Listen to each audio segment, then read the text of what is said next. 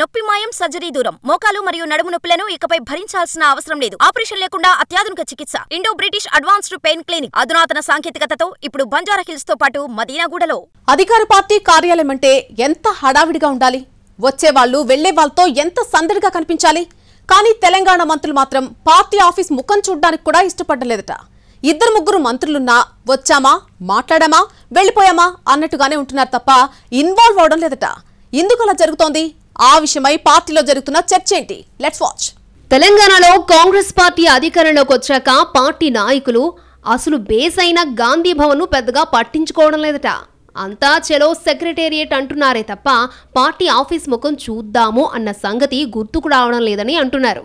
Party కోసం పనిచేసిన నాయకులు, కార్యకర్తలు గాంధీ భవన్కి వెళితే వాళ్ళు గోడు వినే నాయకుడే కరువయ్యారట. ముఖ్యమంత్రి, పీసీసీ అధ్యక్షుడు రెండు రేవంత్ రెడ్డి కావడంతో సమస్యలు చెప్పుకునేందుకు ఎక్కువ మంది సెక్రటేరియట్కు వెళ్తున్నారు. కానీ అక్కడున్న పరిమితుల దృష్ట్యా అందరినీ కలవడం సాధ్యపడడం లేదట.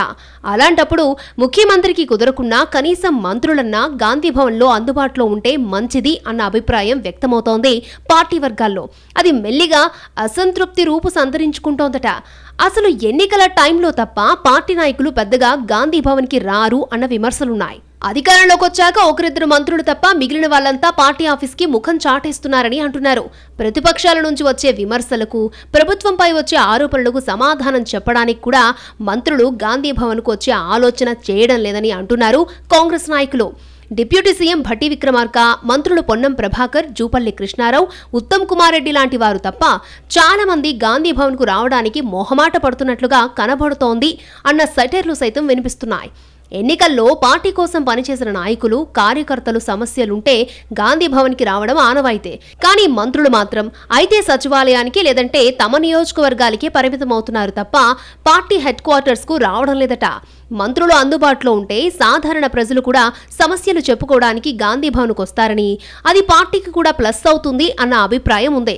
ఇప్పుడు అసలు అలాంటి వాళ్ళు ఎవరైనా వస్తే కనీసం ఫిర్యాదు తీసుకోవడానికి గాంధీ భవన్లో నాయకులు ఎవరూ ఉండడం లేదు.